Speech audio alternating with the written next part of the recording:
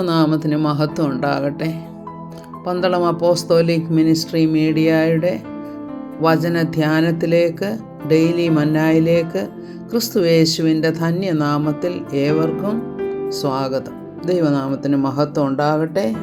ഇന്നത്തെ നമ്മുടെ അല്പസമയത്തെ ധ്യാനത്തിനായിട്ട് എടുത്തിരിക്കുന്ന വേദഭാഗം വിശുദ്ധ മത്തായിയുടെ സുവിശേഷം 11-ാം അധ്യായം 28-ാമത്തെ വാക്യമാണ്. എല്ലാവർക്കും അറിയാവുന്ന ഒരു വാക്യമാണിത്.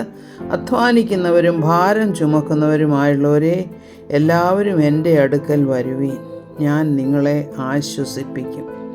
അപ്പോൾ കർത്താവ് ആശ്വാസത്തിനായി തൻ്റെ അടുക്കലേക്ക് വരുവാൻ വിളിക്കുകയാണ്, തൻ്റെ അടുക്കലേക്ക് ചെല്ലുവാനായിട്ട് വിളിക്കുകയാണ്. അപ്പോൾ ഈ അധ്വാനിക്കുന്നതും ഭാരം ചുമക്കുന്നവരെയും മാത്രമേ വിളിക്കുകയുള്ളൂ എന്ന് വെച്ചാൽ ശരീരത്തിൻ്റെ അധ്വാനമാണോ ഇതിൽ നിന്ന് കർത്താവ് ഉദ്ദേശിക്കുന്നത്? ശരീരത്തിൻ്റെ അധ്വാനം നമുക്കുണ്ട് എങ്കിൽ തന്നെയും കർത്താവ് ഇത് ആത്മീയമായ അർത്ഥത്തിലാണ് ഇത് പറയുന്നത്. പാപ ചുമട് നമ്മുടെ തോളിൽ നിന്നും മാറ്റാനാണല്ലോ കർത്താവ് വന്നത്.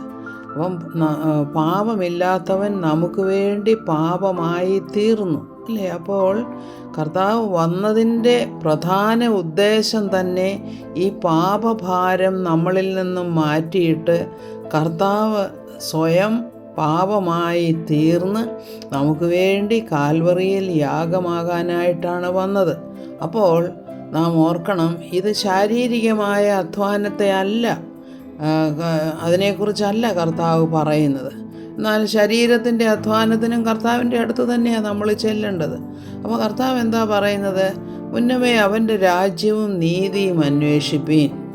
അത് ഒന്നിനെക്കുറിച്ചും വ്യാകുലപ്പെടണ്ട എന്നൊക്കെ പറഞ്ഞിട്ടാണ്. അതെന്തിനെക്കുറിച്ചാണ്? എന്ത് തിന്നും, എന്ത് കുടിക്കും, അല്ലെങ്കിൽ എന്ത് ഉടുക്കും, എവിടെ താമസിക്കും എന്നൊക്കെയുള്ള കാര്യങ്ങൾ ഓർത്ത് നിങ്ങൾ ഭാരപ്പെടേണ്ട. ആദ്യം നിങ്ങൾ എന്താ ചെയ്യേണ്ടത്?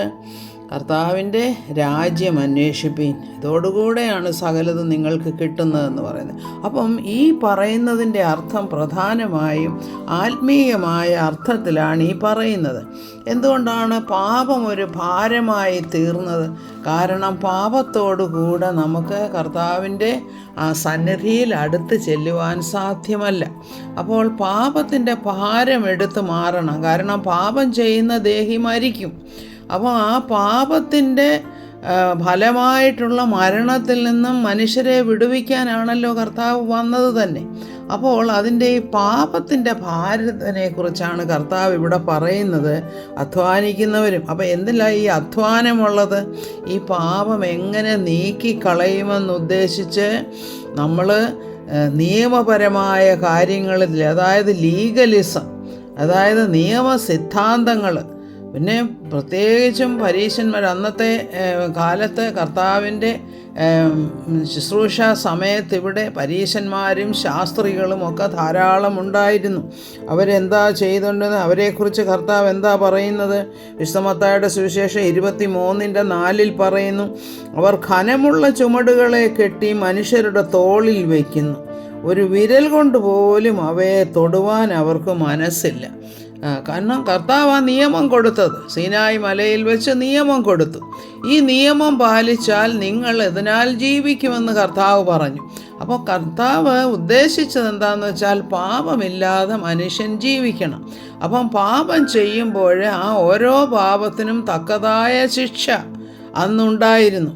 അപ്പോൾ ഈ ശിക്ഷ എങ്ങനെ അനുഭവിക്കും, ഇതിൽ നിന്ന് എങ്ങനെ ഒന്ന് മോചനം നേടുമെന്നുള്ളതായിരുന്നു അന്നത്തെ മനുഷ്യൻ്റെ ആ പ്രധാനപ്പെട്ട ഭാരം അവരുടെ മനസ്സിലുണ്ടായിരുന്നത്. അപ്പോൾ ഈ പാപഭാരത്തിൽ നിന്നും വിടുതൽ കിട്ടുന്നത് എങ്ങനെയാണെന്നാണ് കർത്താവ് പറയുന്നത്. നിങ്ങൾ എൻ്റെ അടുക്കൽ വരുവീൻ, ഞാൻ നിങ്ങളെ ആശ്വസിപ്പിക്കും.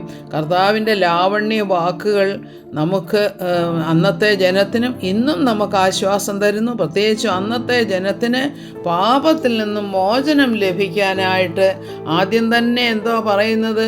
സ്വർഗരാജ്യം സമീപിച്ചിരിക്കാൽ മാനസാന്തരപ്പെടുവീൻ. എന്തിനാണ് മാനസാന്തരപ്പെടുന്നത്?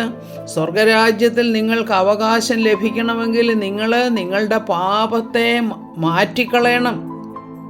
അപ്പോൾ പാപത്തെ മാറ്റിക്കളഞ്ഞാൽ മാത്രമേ നിങ്ങൾക്ക് സ്വർഗരാജ്യത്തിൽ കയറുവാൻ സാധ്യമാകുകയുള്ളൂ. അപ്പോൾ എങ്ങനെയാണ് സ്വർഗത്തെ പ്രാപിക്കുന്നത് എന്നുള്ള ഒരു ഭാരം ഏതൊക്കെ നിയമം അനുസരിച്ചാലൊക്കും, നിയമം അനുസരിച്ചാൽ എത്രമാത്രം അത് അവരുടെ ജീവിതത്തെ ശുദ്ധീകരിക്കുമെന്നൊക്കെ ഉള്ളത് അവരുടെ വലിയ ഒരു ഭാരമായിരുന്നു. ഇതാണ് കർത്താവ് പറയുന്നത്. അധ്വാനിക്കുന്നവരും, അതായത് പാപത്തെ നീക്കിക്കളയാനായിട്ട് നിങ്ങൾ പാടുപെടുകയാണ്. നിങ്ങൾ എൻ്റെ അടുത്ത് വരുവീൻ, ഞാൻ നിങ്ങളെ ആശ്വസിപ്പിക്കും. ഞാൻ നിങ്ങളോട് എന്താണ് കൽപ്പിക്കുന്നത് അത് പ്രവർത്തിക്കുക എന്നതിനേക്കാൾ എൻ്റെ കൃപയിലേക്ക് വരിക എന്നാണ് കർത്താവ് അവരോട് പറയുന്നത്. എൻ്റെ കൃപയിലേക്ക് വന്നാൽ, അപ്പോൾ കർത്താവ് എന്താ പറയുന്നത്? എൻ്റെ ചുമട് ലഘുവാണ്, നുകം മൃദുവാണ്.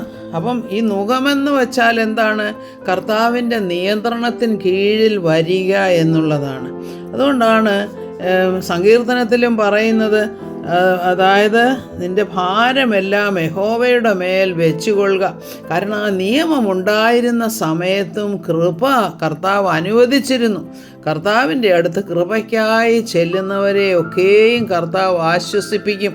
അതുകൊണ്ടാണ് കർത്താവ് പറയുന്നത്, എനിക്ക് കരുണ തോന്നണമെന്നുള്ളവനോട് ഞാൻ കരുണ കാണിക്കും. അപ്പം കർത്താവിൻ്റെ കൃപയിലേക്ക് അടുത്ത് ചെല്ലുവാനായിട്ടാണ് കർത്താവ് ഈ പറയുന്നത്. കർത്താവിൻ്റെ കൃപയിലേക്ക് അടുത്ത് വന്ന് നമ്മുടെ ഭാരങ്ങളെ മാറ്റിക്കളയുക, പാപത്തെ നീക്കിക്കളയുക. ദൈവനാമത്തിന് മഹത്വം ഉണ്ടാകട്ടെ. സ്തോത്രം. ഹല്ലേലൂയ.